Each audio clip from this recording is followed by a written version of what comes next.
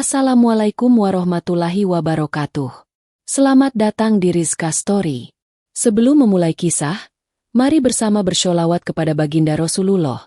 Semoga Allah memudahkan urusan kita dan melapangkan hati kita. Jangan lupa subscribe, aktifkan lonceng, agar tidak ketinggalan kisah nyata penuh hikmah dari Rizka Story. Pernahkah kalian melihat seseorang datang ke pesta pernikahan mantan istrinya sambil menggendong anak kecil yang memeluk erat lehernya? Mengapa ia berani melangkah ke aula mewah yang bukan lagi dunianya? Apa yang ia bawa selain sepasang kaki lelah dan hati yang retak? Dan mengapa dalam waktu singkat semua orang di sana akan menelan ludah sendiri, menyadari bahwa pandangan pertama kerap menipu? Inilah awalnya. Angin sore mengibaskan tirai putih di pintu kaca gedung pernikahan. Di dalam, musik lembut mengalun, kamera berkilat, tawa dan doa saling bersahutan. Bunga mawar merambat di sepanjang pelaminan. Lampu kristal berpendar seperti bintang yang jatuh perlahan. Di tengah kemewahan itu, seseorang berdiri mematung di ambang pintu.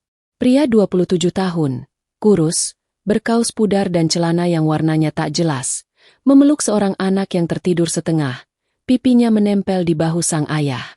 Pria itu menghela napas panjang. "Ayo, nak, sebentar saja. Kau ingin bertemu ibu, kan?" Anak kecilnya menggeliat. "Ayah, ramai sekali." "Tidak apa, ayah di sini."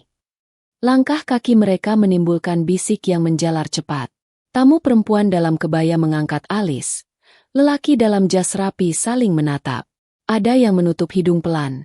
Ada yang berpindah duduk seolah memberi ruang, padahal menjaga jarak. "Siapa itu? Kok berani masuk? Jangan bilang dia salah gedung. Lihat bajunya, menakutkan." Pria itu menunduk, bukan karena malu, tetapi karena tahu ia sedang memasuki tempat di mana nama dan rupa lebih dulu diadili daripada niat dan isi hati. Di gendongannya, anak kecil itu terjaga penuh. Matanya berkilau antara ingin dan takut.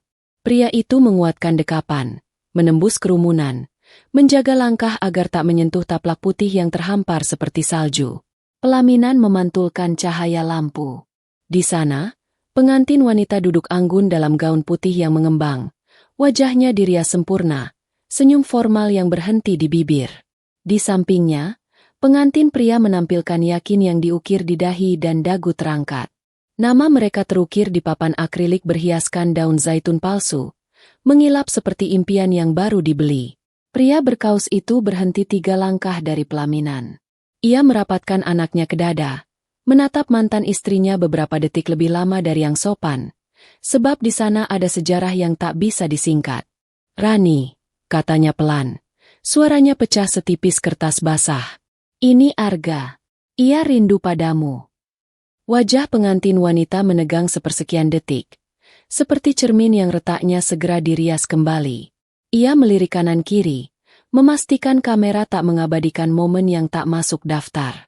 "Kau salah tempat," katanya tegas. "Di sini tamu diundang, bukan orang tak jelas yang mengganggu." Anak kecil itu menggigit bibir. "Ibu." Pria itu mengusap punggung anaknya. "Tidak apa, nak. Ayah yang bicara."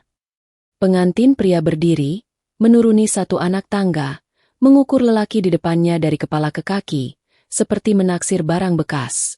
"Saudaraku, tolong jaga jarak. Kau mengganggu tamu. Jika butuh bantuan, ada satpam di depan." Pria itu menatap balik. Mata yang letih itu menyimpan sisa bara yang belum padam. "Aku hanya menitipkan anakku. Tidak akan lama." Di belakang mereka, riuh rendah tamu berubah menjadi gelombang kecil yang menghempas bibir pantai. Ada yang mengangkat ponsel untuk merekam. Ada yang berbisik sambil tersenyum miring. Seorang panitia berjas hitam mendekat, ragu antara sopan dan tegas. "Maaf, Tuan, boleh ikut saya sebentar?" Pria itu mengangguk, melangkah setengah, lalu berhenti. Ia menoleh ke pelaminan sekali lagi. "Rani." Ia demam semalam. "Menyebut namamu. Bila kau tidak mau memeluknya, tidak apa. Setidaknya lihatlah matanya hari ini. Agar esok, kalau rindu itu berkurang, itu karena sudah bertemu." Wajah Rani berkedut. Namun air matanya tertahan oleh lapisan bedak dan harap yang baru. Aku tidak ingin drama. Ini hariku. Jangan merusak. Pengantin pria menyilangkan tangan. Bawa anak itu pergi. Kau tidak pantas di sini. Pria itu menarik napas. Baik. Ia menatap anaknya. Arga, kita pulang. Ibu sedang sibuk. Arga menatap pelaminan. Bibirnya gemetar. Ayah, boleh melambaikan tangan? Boleh. Anak kecil itu mengangkat tangan kecilnya. Lambat, kaku, seperti daun yang ragu melepaskan diri dari dahan. Tidak ada balasan. Hanya lampu kristal yang tetap berkilat. Dan musik yang tetap berusaha terdengar mewah. Mereka berdua berjalan menuju pintu. Di sepanjang jalur, tatapan mengikuti seperti bayang yang enggan putus. Sesampai di ambang, pria itu berhenti. Terima kasih sudah mengizinkan kami melewati aula indah ini, ucapnya pada panitia. Semoga acaranya lancar. Di luar, udara sore memeluk mereka dengan sabar. Pria itu menurunkan Arga, mengecup keningnya. Kau kuat. Arga mengangguk, namun sudut matanya basah. Ayah lapar. Ada roti di saku ayah. Mereka duduk di bangku beton dekat gedung. Mobil tamu datang pergi, membawa parfum dan tawa. Pria itu memberi anaknya sepotong roti, mengelus rambutnya, memandang jauh ke langit yang mulai berubah warna. Di sana ada burung yang pulang, ada awan yang lambat. Kenapa ibu tidak memelukku? Tanya Arga. Suaranya bening, menusuk. Karena kadang orang dewasa bingung ketika bahagia dan sedih bertemu di jalan yang sama. Apakah aku salah? Kau tidak salah apapun. Kau adalah alasan ayah bertahan. Di dalam gedung, pesta berlanjut. Namun sesuatu yang tak kelihatan telah tertinggal di udara. Seorang tamu tua yang rambutnya setengah putih berbisik pada istrinya. Tatapan pria itu bukan tatapan pecundang. Istrinya hanya menatap gelas, melihat bayangan gaun pengantin terpantul patah. 1 jam berlalu seperti air yang menetes pelan dari ujung talang. Di luar, pria itu menidurkan Arga di pangkuan. Telepon kecil di sakunya bergetar. Sebuah pesan masuk dari nomor yang jarang ia gunakan. Semua sudah siap. Apakah Anda yakin ingin melakukannya sekarang? Pria itu menatap gedung, menatap anaknya. Menatap langit yang mulai menyala oranye. Ia menjawab singkat. Sekarang. Di saat yang hampir bersamaan, di meja panitia, seorang pria berjas rapi yang belum terlihat sejak awal memasuki aula dengan langkah yang menolak terburu. Di tangannya ada map tipis. Di dadanya ada kartu nama yang tak perlu dibaca keras. Ia berbicara pelan pada koordinator acara, lalu menunjuk ke arah pengantin pria dengan senyum sopan yang dingin. Musik menurun volumenya. Master of Ceremony menoleh, menerima selembar kertas. Kerongkongannya tersangkut sejenak. Panitia melewati tamu, menyentuh lengan pengantin pria. Maaf, Tuan Bayu, ada yang ingin bertemu. Sangat penting. Bayu mengerutkan kening. Sekarang, di saat seperti ini. Koordinator menunduk. Maaf, sangat mendesak, katanya. Menyangkut pekerjaan. Rani memegang lengan suaminya. Tenang. Selesaikan cepat. Bayu menata dasi, menyungging senyum, seolah ini hanya gangguan kecil di permukaan air. Ia menuruni tangga pelaminan. Kamera berhenti menyorot. Musik benar-benar padam untuk sementara, seperti napas yang ditahan bersama. Pintu aula mengayun pelan. Di ambangnya, sosok berjas rapi berdiri tegak. Wajahnya bersih, rambutnya tersisir, matanya jernih, dan senyum yang bukan lagi senyum orang yang dipersilakan keluar. Langkahnya mantap, tak terburu namun tak ragu. Beberapa tamu yang tadi mengejek spontan menegakkan duduk, merasa pernah melihat siluet wibawa itu di layar berita ekonomi, atau setidaknya di memo perusahaan yang beredar diam-diam. Selamat sore, Tuan Bayu. Suara bariton itu terdengar datar namun berisi. Atasan Anda membutuhkan waktu sebentar. Siapa Anda? Orang yang seharusnya Anda kenal sejak lama. Di luar, Angin menggoyang tirai. Di bangku beton, seorang anak kecil masih tertidur di pangkuan ayahnya. Napasnya teratur, dahinya hangat, tangannya menggenggam ujung kaus yang pudar. Pria yang menidurkannya menatap jam di pergelangan tangan yang retaknya ditutup pita kain, lalu berdiri perlahan. Ia merapikan kaus, mengusap pipinya, lalu melangkah kembali. Bukan melalui pintu tamu, tetapi melalui koridor samping yang dijaga seorang petugas gedung yang sejak tadi menerima telepon pendek dari seseorang yang namanya hanya diucap dengan hormat. Pintu samping itu terbuka tanpa banyak suara. Hanya denting kecil, seperti tanda yang tak butuh diumumkan. Di aula, suasana mengental. Bisikan bukan lagi cibiran, melainkan rasa ingin tahu yang naik menjadi tegangan. Master of Ceremony menahan naskah, menunggu aba-aba. Lampu yang tadi hangat kini terasa terang berlebih, mengungkap debu halus di udara. Laki-laki berjas itu berhenti di tengah lorong. Ia menoleh ke panitia. Apakah ruang pertemuan kecil tersedia? Tersedia. Bagus.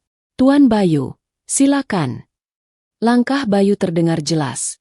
Sepatu menginjak lantai kayu dengan ritme yang tidak percaya diri. Rani menatap punggung suaminya yang menjauh. Dadanya naik turun. Jemarinya mencengkeram buket sampai kelopaknya berderit. Hening beberapa detik. Sebelum pintu ruang pertemuan kecil menutup pelan.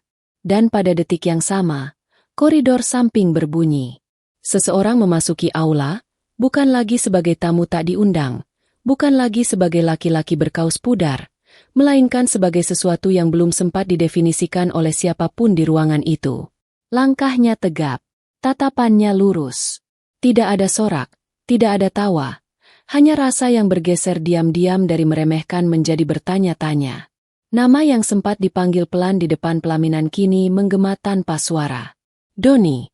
Ia berhenti tepat di bawah lampu kristal, menengadah sedikit, membiarkan cahaya jatuh pada wajahnya. Di tempat itu, cerita yang tadi tampak kecil mulai membesar. Seperti ombak yang dari jauh tampak tenang namun di dekat bibir pantai memukul keras. Dan di titik inilah semua orang di ruangan itu, sadar atau tidak, menahan napas. Doni berdiri di bawah lampu kristal, wajahnya tegak, tatapannya menyapu ruangan yang tadinya menolak kehadirannya. Anak muda berusia 27 tahun itu tidak lagi tampak seperti gembel yang lusuh. Senyum tipisnya memendam banyak rahasia. Sementara itu, di ruang pertemuan kecil, Bayu, mempelai pria, duduk gelisah di kursi panjang. Asisten perusahaan yang tadi menjemputnya duduk di hadapan, membuka map berwarna hitam. Apakah Anda tahu siapa sebenarnya direktur utama yang menaungi perusahaan tempat Anda bekerja? Tanyanya datar. Bayu mengangguk sambil menarik napas. Tentu saja, walau kami jarang bertemu. Beliau selalu disebut-sebut sebagai sosok muda misterius, tapi luar biasa cerdas. Asal tahu saja, ucap si asisten, sambil menggeser map. Beliau ada di sini. Dan sepertinya Anda sudah pernah berjumpa dengannya. Bayu terkejut. Di sini? Maksud Anda siapa? Jawaban itu tak datang langsung, melainkan berupa pintu yang terbuka pelan. Dari balik pintu, masuklah Doni dengan pakaian yang kini rapi, kemeja hitam polos, celana panjang, dan jas tipis.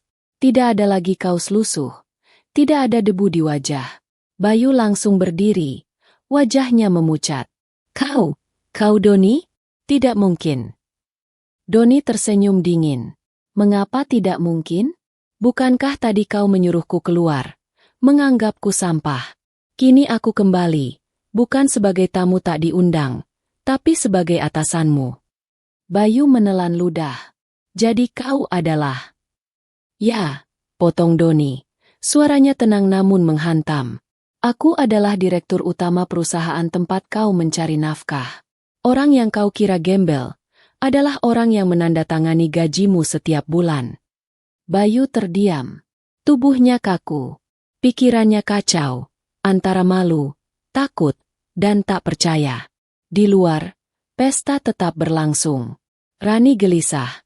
Jemarinya menggenggam buket bunga begitu erat hingga beberapa kelopak jatuh. Ia tidak tahu apa yang sedang terjadi, namun hatinya bergetar. Bayangan masa lalu yang ia tinggalkan kini kembali menghantuinya. Seorang tamu yang duduk di barisan depan berbisik kepada temannya. Aku kenal wajah itu.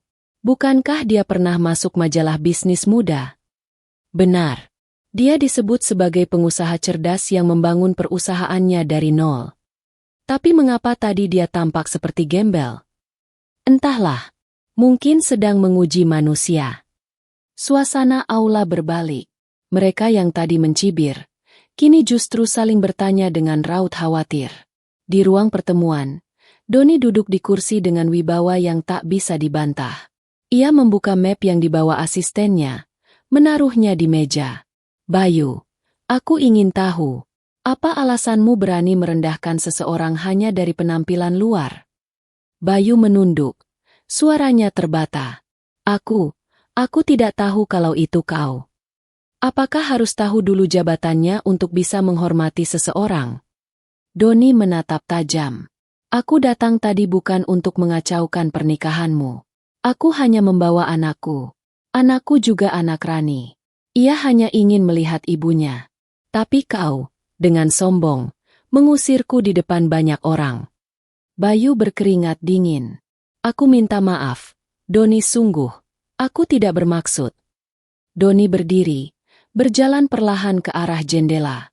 Ia melihat pantulan wajahnya di kaca. Wajah seorang ayah, seorang mantan suami yang pernah ditinggalkan, sekaligus seorang bos yang disegani. Kau tahu, Bayu, hidup ini bukan hanya tentang pesta mewah dan jas elegan. Ada luka yang dibungkus emas. Dan hari ini, aku membiarkanmu menyentuh lukaku, agar kau sadar bahwa emasmu tidak cukup menutupi aib kesombonganmu. Bayu tidak mampu berkata-kata. Kepalanya tertunduk semakin dalam. Sementara itu, di luar ruangan, kabar mulai beredar. Bisikan-bisikan berubah menjadi gelombang besar. Benarkah dia bos perusahaan itu? Tidak mungkin, tapi wajahnya persis. Kalau benar, bagaimana dengan nasib pengantin pria? Rani semakin gelisah. Hatinya campur aduk antara rasa malu, bersalah, dan takut. Ia teringat kembali saat memutuskan meninggalkan Doni beberapa tahun lalu, hanya karena ia melihatnya jatuh miskin. Dan kini, kenyataan itu menamparnya keras. Di hari yang ia kira akan menjadi puncak kebahagiaannya. Doni keluar dari ruang pertemuan. Langkahnya disambut tatapan ratusan mata. Semua terdiam, tidak lagi berani bersuara.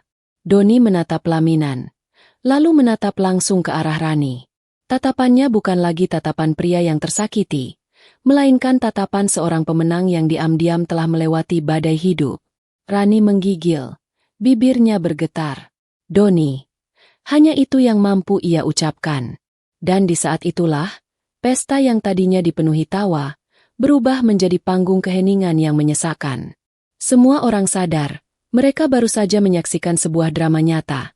Kisah seorang pria yang sempat dihina, namun kembali dengan wajah dan identitas yang sama sekali berbeda. Suasana gedung pernikahan berubah hening. Musik yang tadi mengiringi prosesi tak lagi terdengar meriah. Para tamu duduk kaku. Sebagian menunduk, sebagian menatap Doni yang kini berdiri tegak di tengah aula. Wajah yang semula mereka pandang hina, kini menjelma menjadi wajah yang penuh wibawa. Seorang tamu berbisik pada istrinya. Lihatlah, bukankah itu Doni Pratama?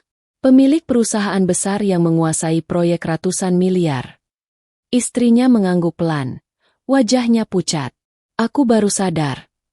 Aku pernah lihat fotonya di majalah bisnis. Jadi benar, dia bukan orang sembarangan. Tatapan semua orang beralih kepada Rani, sang pengantin wanita. Gaun putihnya kini terasa berat. Senyum yang semula merekah berubah menjadi kaku. Jemarinya yang memegang buket bergetar. Kelopaknya jatuh ke lantai satu demi satu. Doni menatap Rani dengan mata yang dalam.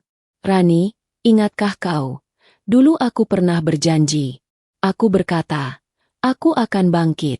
Aku akan tunjukkan bahwa hidupku tidak berhenti hanya karena kau pergi.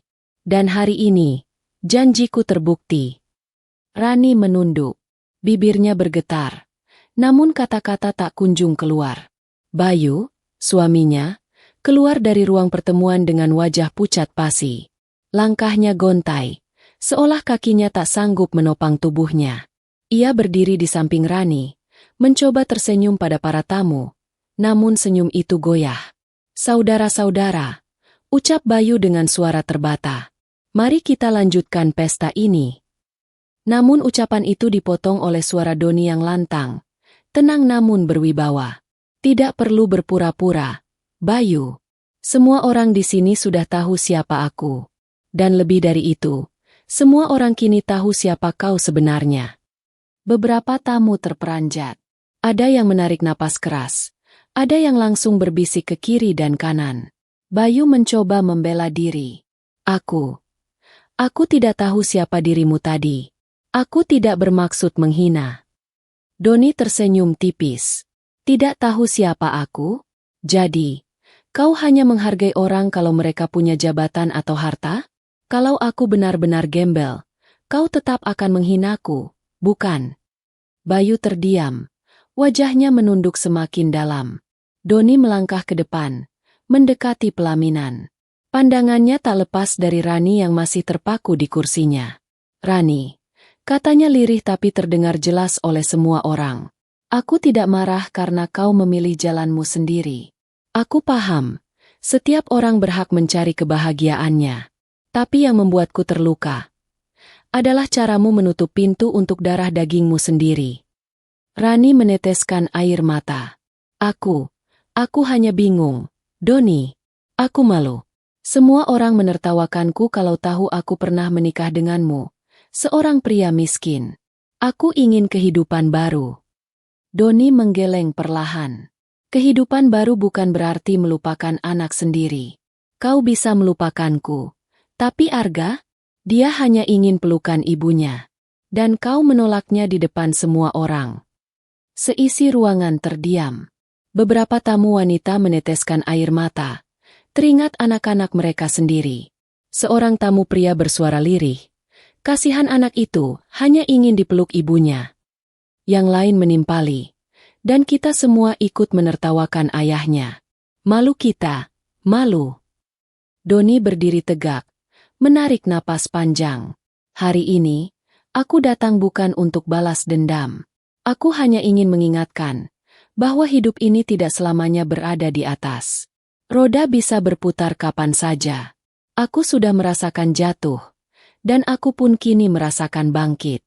Tapi kalian, yang tadi menertawakan, harus ingat besok bisa jadi giliran kalian yang jatuh." Suasana menjadi tegang. Rani menutup wajahnya dengan tangan. Bahunya terguncang oleh tangis yang ia tahan. Bayu menggenggam tangannya. Namun Rani menepis dengan kasar. "Bayu, kau berjanji memberiku kebahagiaan. Tapi lihat apa yang terjadi sekarang. Aku justru dipermalukan di hadapan semua orang." Seru Rani dengan suara tinggi. Bayu hanya bisa terdiam, tak kuasa menatap para tamu yang kini memandangnya dengan hinaan. Doni melangkah meninggalkan pelaminan, menuju pintu keluar. Namun sebelum benar-benar pergi, ia menoleh sekali lagi. "Rani, Bayu, aku tidak pernah berharap kalian gagal. Aku hanya berharap kalian belajar. Dan suatu saat nanti, jika kalian masih punya hati, ingatlah anak yang malam ini pulang hanya dengan membawa tangisan." Dengan langkah mantap, Doni keluar dari aula. Para tamu menyingkir memberi jalan. Tidak ada lagi tawa, tidak ada lagi cibiran. Yang tersisa hanyalah keheningan dan penyesalan. Di luar, Arga yang tertidur di bangku terbangun perlahan. Ia melihat ayahnya datang, segera merentangkan tangan kecilnya. "Ayah, ibu tadi peluk aku," tanyanya polos. Doni tersenyum getir, menggendong anaknya erat. "Belum, Nak. Tapi suatu hari, semoga ia sadar." Arga memeluk leher ayahnya erat-erat, sementara Doni menatap langit malam yang kini bertabur bintang. Dalam hatinya, ia tahu, hari itu bukanlah kekalahannya, melainkan kemenangan yang paling nyata. Tetap bisa berdiri tegar meski dihina, dan tetap menjadi ayah yang setia meski dilupakan. Dan pesta pernikahan yang semula dirancang penuh kebahagiaan, kini berubah menjadi pesta air mata dan penyesalan. Malam mulai turun perlahan. Di luar gedung, lampu-lampu jalan menyala, menebarkan cahaya kekuningan di trotoar. Doni duduk di bangku beton, memangku Arga yang sudah kembali terlelap. Tangannya mengusap lembut rambut anak itu, sementara matanya masih menatap ke arah gedung megah yang kini terasa asing. Di dalam gedung, pesta berlanjut setengah hati. Musik kembali dimainkan, namun tidak ada tamu yang benar-benar bisa menikmati. Senyum pengantin dipaksakan, tawa tamu terdengar kaku. Semua masih terbayang pada kejadian beberapa saat lalu. Rani, yang duduk di pelaminan, tampak gusar. Air matanya belum kering. Wajahnya merah pada meski lapisan make-up berusaha menutupinya. Ia menoleh pada Bayu dengan nada penuh amarah. Bayu, ini semua salahmu. Kalau saja kau tidak mengusir Doni tadi, tidak akan terjadi semua ini. Bayu menggertakkan gigi. Kau juga ikut menghina dia, Rani. Kau lupa. Aku hanya ikut terbawa suasana. Rani membela diri. Tapi kau mempermalukanku di depan semua orang. Kau tahu siapa Doni? Dia mantan suamiku, sekaligus bosmu. Beberapa tamu yang mendengar percakapan itu menunduk. Ada yang saling bertukar pandang. Bisikan kembali menyebar seperti api yang merambat di jerami kering. Jadi benar, Bayu karyawannya. Celaka, bosnya sendiri dipermalukan di hari pernikahannya. Bagaimana nasib rumah tangga mereka setelah ini? Tiba-tiba, seorang tamu tua berdiri. Ia adalah Pak Wiryo, sahabat almarhum ayah Doni, sekaligus tokoh yang disegani di kampung halaman mereka. Suaranya lantang, memecah suasana hening. Saudara-saudara, hari ini kita semua sudah menjadi saksi. Betapa mudahnya kita menilai seseorang dari penampilan. Betapa cepatnya kita menghina tanpa tahu isi hati dan perjalanan hidupnya. Apa yang kita lakukan pada Doni tadi adalah aib bagi kita semua. Semua tamu menunduk. Tidak ada yang berani membantah. Rani menutup wajahnya dengan tangan. Tangisnya pecah. Bayu menunduk semakin dalam, menahan rasa malu yang tak tertahankan. Pak Wiryo melanjutkan. Kita menyaksikan seorang ayah yang datang dengan niat tulus, hanya untuk mempertemukan anaknya dengan ibunya. Tapi yang ia terima? Hinaan, cacian, dan pengusiran. Dan sekarang kita tahu siapa dia sebenarnya. Seorang pemimpin besar yang mampu membangun usaha dari nol. Tidakkah kita merasa bersalah? Suara lirih terdengar dari beberapa tamu wanita. Astagfirullah, kami salah menilainya. Di luar, Doni masih duduk, mendengar samar suara dari dalam gedung. Ia tahu, namanya sedang diperbincangkan. Namun hatinya tetap tenang. Ia menatap wajah anaknya yang tertidur damai. Asal kau tahu, nak, bisiknya lirih. Ayah tidak butuh mereka mengakui siapa ayah. Ayah hanya ingin kau tahu, kau punya ayah yang akan selalu ada untukmu. Tiba-tiba, pintu gedung terbuka. Seorang panitia keluar, berlari kecil menuju Doni. Wajahnya panik, napasnya terengah. Tuan Doni, mohon kembali ke dalam. Semua tamu ingin mendengar penjelasan langsung dari Anda. Doni menghela napas, menatap anaknya. Ia menyerahkan Arga ke pelukan seorang rekan yang setia menemaninya sejak lama, kemudian berdiri perlahan. Baik, jika itu bisa membuka mata mereka, aku akan bicara. Saat Doni melangkah masuk kembali ke dalam aula, suasana mendadak hening total. Semua mata menatapnya. Kali ini bukan dengan cemooh, melainkan penuh rasa bersalah dan hormat. Doni berdiri di depan mikrofon. Suaranya tenang, namun bergetar menyentuh hati siapapun yang mendengarnya. Saudara-saudara, aku tidak ingin membuat pesta ini hancur. Aku tahu, ini hari bahagia bagi Rani dan Bayu. Tapi izinkan aku bicara, bukan sebagai bos perusahaan, bukan sebagai orang kaya, melainkan sebagai seorang ayah. Semua tamu terdiam, menunggu setiap kata yang keluar. Aku datang ke sini tadi bukan untuk mencari masalah. Aku hanya membawa anakku, anak kecil yang rindu pada ibunya. Tapi lihatlah bagaimana kita memperlakukannya. Apakah salah seorang anak merindukan pelukan ibunya? Seisi ruangan tertunduk. Rani menangis tanpa suara. Doni melanjutkan, aku tidak peduli dengan hinaan. Aku sudah terbiasa jatuh. Aku sudah terbiasa ditertawakan. Tapi yang tidak bisa aku terima adalah ketika anakku yang tak berdosa ikut menjadi korban dari kebencian dan kesombongan orang dewasa. Beberapa tamu mulai terisak. Ada yang menutup wajah. Ada yang menggenggam tangan pasangan mereka erat-erat. Doni menatap Rani dan Bayu. Kalian boleh membenciku, tapi jangan pernah melibatkan anak itu. Dia adalah darah daging kita. Aku berjuang untuknya, siang malam, meski aku sendiri harus dianggap hina. Aku ingin dia tumbuh dengan bangga, bukan dengan rasa malu karena ayahnya diusir dari pesta ibunya. Ruangan itu berubah menjadi lautan air mata. Bahkan beberapa tamu pria yang biasanya keras, kini tak kuasa menahan haru. Doni menutup pidatonya dengan kalimat tegas. Ingatlah, bukan penampilan yang menentukan nilai seseorang. Bukan harta yang membuat manusia terhormat. Tapi bagaimana ia memperlakukan orang lain, terutama mereka yang lemah. Hari ini, kalian sudah memilih cara kalian menilai. Biarlah Allah yang menjadi saksi. Suara takbir kecil terdengar dari seorang tamu. Allahu Akbar. Dan pada detik itu juga, pesta pernikahan yang seharusnya penuh tawa, benar-benar berubah menjadi ruang penuh penyesalan. Setelah kata-kata Doni menggema di seluruh aula, suasana masih membeku. Tidak ada tepuk tangan, tidak ada sorakan, hanya hening yang menyayat. Semua orang larut dalam rasa bersalah. Rani akhirnya bangkit dari kursinya. Gaun putihnya bergoyang mengikuti langkahnya yang goyah. Air mata menetes deras, membasahi riasan yang sudah mulai luntur. Ia berjalan turun dari pelaminan, mendekati Doni yang berdiri tegak di depan mikrofon. Doni. Suara Rani serak. Aku salah.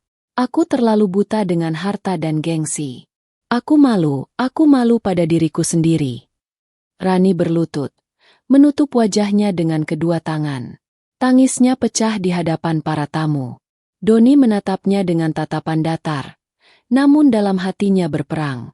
Ada bagian dari dirinya yang ingin memeluk, ingin menenangkan. Tapi ada pula bagian yang terluka terlalu dalam untuk segera memaafkan. Rani, ucap Doni pelan. Aku tidak pernah meminta kau kembali padaku. Aku hanya meminta satu hal. Jangan pernah lagi kau abaikan Arga. Dia butuh ibunya. Meski kita sudah tak lagi bersama. Tangisan Rani semakin keras.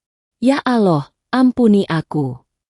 Bayu yang berdiri tak jauh dari mereka tampak kebingungan. Wajahnya pucat pasi. Peluh dingin membasahi keningnya. Ia menatap Doni dengan campuran takut dan penyesalan. Pak Doni, ucapnya terbata. Saya mohon maaf. Saya hilaf. Saya tidak tahu siapa Anda sebenarnya. Saya siap menerima hukuman apapun di kantor. Doni menatapnya tajam. Bayu, kau bukan hanya karyawan. Kau sekarang suami Rani. Tanggung jawabmu lebih besar dari sekadar pekerjaan. Jika kau tidak bisa menjaga lidahmu, bagaimana kau bisa menjaga rumah tanggamu? Bayu menunduk dalam-dalam. Tamu undangan menatapnya dengan hinaan tersembunyi. Seorang ibu paruhbaya, tamu dari pihak keluarga Rani, tiba-tiba berdiri. Suaranya bergetar. Anakku, apa yang kau lakukan pada Doni dan cucuku itu adalah aib. Kau tega menolak darah dagingmu sendiri. Kalau ayahmu masih hidup, ia pasti menangis melihat ini. Rani semakin terisak. Tubuhnya limbung hingga beberapa saudara harus menopangnya. Pak Wiryo kembali angkat bicara. Kali ini lebih lembut. Nak Doni, kau sudah buktikan bahwa kehormatan bukan datang dari pakaian, bukan dari pesta mewah, tapi dari hati yang tulus. Kau sudah menang malam ini, meski mereka menghinamu. Beberapa tamu mengangguk, ada yang terisak, ada pula yang bergumam. Benar-benar sekali. Doni menarik napas panjang, lalu berkata lantang. Aku tidak ingin membuat pesta ini semakin rusak. Aku hanya ingin satu hal, biarkan Arga bertemu ibunya sesekali. Itu saja. Rani menatap Doni sambil menangis.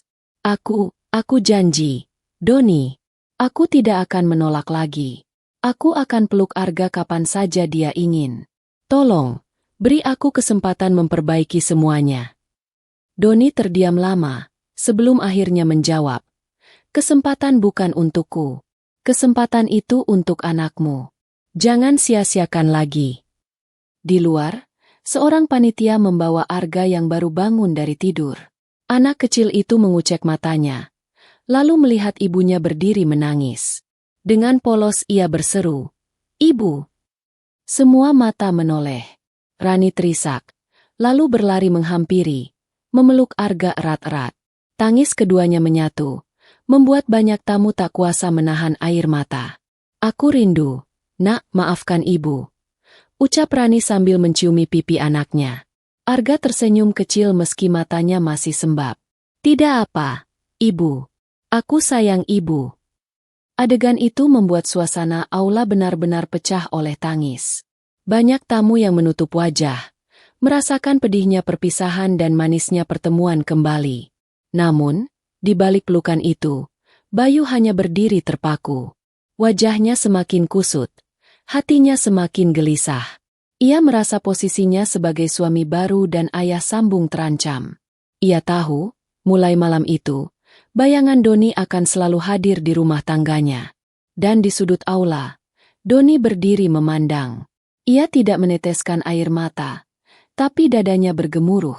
Dalam hati ia berbisik, setidaknya malam ini, Arga mendapatkan pelukan ibunya. Itu sudah cukup bagiku. Namun ia tahu, cerita ini belum berakhir. Karena setelah pesta ini, masih ada konsekuensi, masih ada rahasia yang menunggu terbongkar, dan masih ada luka yang belum sembuh. Setelah pelukan singkat antara Rani dan Arga, suasana aula sedikit melunak. Namun ketegangan masih menggantung di udara. Para tamu, meski terharu, tetap merasa seperti sedang menonton drama nyata yang sulit mereka lupakan. Doni menatap pemandangan itu dengan wajah tenang, meski hatinya bergolak. Ia tahu, pelukan itu hanyalah permulaan. Luka yang sudah terlanjur dalam tidak bisa sembuh dengan air mata sesaat. Rani, dengan pipi basah, menoleh kepada Doni. "Aku berjanji, Doni. Mulai hari ini aku tidak akan lagi menolak Arga. Aku akan ada untuknya." Doni mengangguk singkat. "Aku tidak meminta janji untukku. Aku meminta janji itu untuk anakmu. Jangan pernah kau ingkari lagi." Arga menatap ibunya polos. "Ibu, boleh aku main ke rumahmu?" Rani menahan tangis, memeluk anaknya lebih erat. "Tentu, Nak. Kapan saja kau mau." Para tamu mulai berbisik pelan. Ada yang kagum dengan keteguhan Doni, ada pula yang merasa malu karena pernah ikut menertawakan. Namun, Bayu yang berdiri di samping pelaminan merasa dadanya terbakar. Wajahnya memerah, tangannya mengepal. Ia menatap Rani dengan tatapan tak percaya. "Rani, kau serius?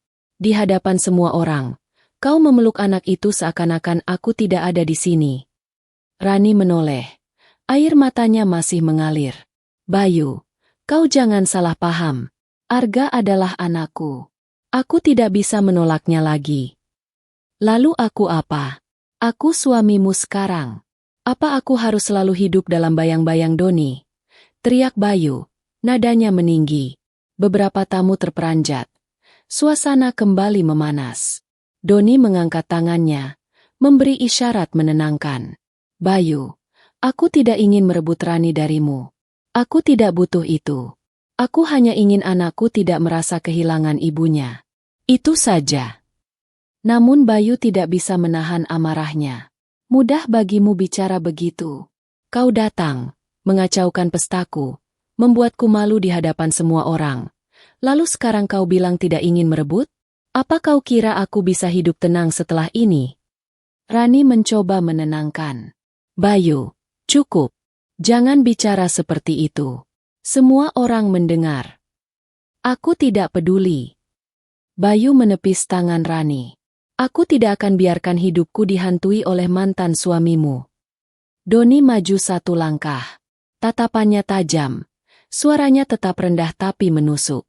"Bayu, dengarkan baik-baik. Kau tidak kalah dariku hanya karena aku bosmu. Kau kalah kalau kau tidak bisa menjaga harga dirimu sendiri. Jika kau merasa hidupmu terancam hanya oleh kehadiran anak kecil yang ingin ibunya, berarti kau belum siap jadi suami. Dan belum siap jadi ayah. Kata-kata itu membuat Bayu terdiam sejenak. Wajahnya pucat. Para tamu bergumam lirih. Sebagian mengangguk. Sebagian menatap Bayu dengan tatapan kasihan. Rani menunduk. Air matanya terus jatuh. Ia sadar, pernikahan yang baru saja ia jalani sudah retak bahkan sebelum bulan madu tiba. Pak Wiryo kembali berdiri. Suaranya lantang. Bayu, Rani, dengarkan kata-kata Doni. Aku sudah tua, tapi aku tahu betul, harga diri seorang pria bukan diukur dari berapa banyak harta atau siapa istrinya. Harga diri seorang pria ada pada caranya memperlakukan keluarga. Jika kalian ingin rumah tangga bahagia, berhentilah melawan kenyataan. Suasana kembali hening. Semua mata menatap Bayu. Bayu menunduk. Giginya bergemeletuk menahan emosi. Ia tidak menjawab, hanya menatap tajam ke arah Doni sebelum akhirnya berjalan keluar aula dengan langkah kasar. Rani terisak, lalu jatuh terduduk di lantai. Allah, apa yang harus kulakukan? Doni menoleh kepada anaknya, lalu kembali menatap Rani. Kau sudah memilih jalanmu, Rani. Aku tidak akan ikut campur. Tapi jangan lupakan anakmu. Karena pada akhirnya, dia yang akan menjadi saksi apakah kau seorang ibu yang layak atau tidak. Rani menangis tanpa suara. Semua tamu yang melihat hanya bisa terdiam, merasa iba sekaligus malu. Di luar aula, Bayu berdiri sendiri. Nafasnya memburu, pikirannya kacau. Ia menatap malam dengan penuh amarah. Doni, aku tidak akan kalah darimu. Kau pikir kau sudah menang malam ini. Tapi aku akan buktikan, aku juga bisa menjatuhkanmu. Dan kalimat itu menjadi bayangan baru yang menggantung. Pesta pernikahan yang harusnya menjadi awal bahagia, justru meninggalkan janji dendam yang bisa meledak kapan saja. Malam semakin larut. Lampu-lampu gedung masih menyala terang, tetapi suasana pesta telah hancur. Banyak tamu memilih pulang lebih cepat, meninggalkan aula dengan bisikan-bisikan yang tak akan pernah hilang dari ingatan mereka. Rani duduk di kursi, gaun putihnya berantakan, riasannya luntur, dan matanya sembab. Ia tak lagi tampak sebagai pengantin bahagia, melainkan perempuan yang tenggelam dalam penyesalan. Arga duduk di pangkuannya, memandang polos sambil mengusap pipi ibunya. Ibu jangan nangis lagi. Aku sudah ketemu ibu. Aku senang. Kata-kata itu membuat tangis Rani semakin deras. Nak, ibu yang salah. Maafkan ibu. Di sisi lain ruangan, Doni berdiri tegak. Ia tidak lagi membawa wajah hina yang tadi dipermalukan. Aura wibawanya memenuhi aula, membuat semua orang terdiam setiap kali ia bergerak. Tiba-tiba, pintu besar gedung terbuka keras. Bayu masuk kembali. Wajahnya muram, matanya merah, napasnya berat. Tangannya membawa segelas minuman yang hampir tumpah. Semua tamu menoleh dengan tegang. Doni, teriak Bayu lantang. Kau sudah cukup mempermalukanku malam ini. Tapi jangan kira aku akan biarkan kau berdiri di atas kepalaku. Suara itu menggema, membuat suasana kembali tegang. Doni menatapnya tenang. Bayu, kau yang mempermalukan dirimu sendiri. Aku hanya datang sebagai ayah, bukan untuk merusak pesta ini. Tapi lihatlah apa yang kau lakukan. Kau sendiri yang menghancurkannya. Bayu menggebrak meja hingga gelas-gelas berjatuhan. Kau kira semua orang mengagumimu sekarang? Mereka hanya takut karena kau kaya. Kalau kau tetap gembel, tidak ada yang mau menatapmu. Doni melangkah maju. Tatapannya tajam, suaranya tegas. Kau salah, Bayu. Rasa hormat bukan karena uang, tapi karena sikap. Aku dihina, aku diusir, tapi aku memilih diam. Itu sebabnya orang kini menghormatiku. Kau, dengan segala jas dan pestamu, justru memperlihatkan kebusukanmu sendiri. Para tamu mengangguk pelan. Bisikan-bisikan terdengar jelas. Benar, semua yang dikatakan Doni benar. Bayu terlalu angkuh. Tidak pantas. Rani berdiri, masih memeluk Arga. Bayu, Hentikan. Kau sudah mempermalukan dirimu sendiri. Jangan tambah aib di hadapan semua orang. Namun Bayu tidak peduli. Ia menunjuk Doni dengan jari gemetar.